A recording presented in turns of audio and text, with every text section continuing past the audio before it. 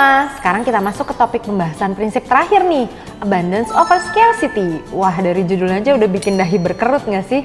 Apa sih maksudnya? Ya udah, tanpa berlama-lama, yuk langsung aja kita bahas. Abundance over scarcity secara garis besar adalah menjauhkan sifat tamak dan memupuk keberlimpahan. Ketika seseorang terbiasa melihat kekurangan dan kemiskinan di sekitarnya, sehingga hal tersebut dapat mempengaruhi keyakinannya bahwa kekayaan itu terbatas dan tidak mencukupi untuk semua orang. Akibatnya, individu tersebut cenderung memiliki kesejahteraan keuangan yang berkekurangan dan sering membuat keputusan keuangan yang buruk. Wah, nauzubillah min dzalik nih. Dalam Al-Quran sendiri, kekurangan dan kelimpahan digambarkan sebagai dua sumber yang saling bertentangan yang dapat mempengaruhi perilaku keuangan seseorang. Kekurangan dapat menyebabkan perilaku keuangan yang tidak bermoral, sementara kelimpahan dapat mempengaruhi perilaku keuangan yang bermoral.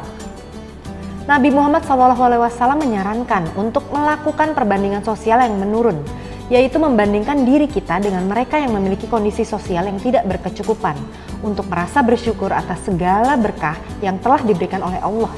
Dengan demikian, individu diingatkan untuk menghindari pandangan pikiran yang mengarah pada kekikiran atau sikap yang tidak mau berbagi. Sebagai umat Islam, kita juga diingatkan untuk tidak memandang orang kaya sebagai titik referensi atau patokan untuk kesuksesan dan keberhasilan. Kekayaan seseorang dipandang sebagai ujian dari Allah yang tidak seharusnya diinginkan, karena fokus utama dalam Islam adalah mencari ridho Allah dan keberkahan dalam hidup, bukan sekedar mengejar kekayaan materi. Dengan memahami dan menginternalisasi konsep ini, diharapkan kita sebagai umat dapat mengembangkan sikap yang lebih seimbang terhadap kekayaan dan meraih kesuksesan yang sejati, baik di dunia maupun di akhirat nanti. Amin ya robbal alamin. Gak kerasa ya, 6 prinsip mengenai Islam dan korelasinya dengan kesejahteraan finansial sudah kita kupas tuntas nih. Dari situ kita bisa mengambil kesimpulan bahwa ajaran Islam tentang keuangan pribadi memberikan pendekatan yang lengkap dan seimbang dalam mengelola kekayaan yang tidak hanya mengedepankan kesuksesan materi tapi juga pertumbuhan spiritual. Kita diajarkan untuk memahami kekayaan dari perspektif Islam dengan 6 prinsip yang telah dibahas di video sebelumnya. Dengan membangun kekayaan dan hubungan yang sehat atas dasar iman dan prinsip-prinsip Islam, kita dapat mencapai kesuksesan sejati baik di dunia maupun di akhirat.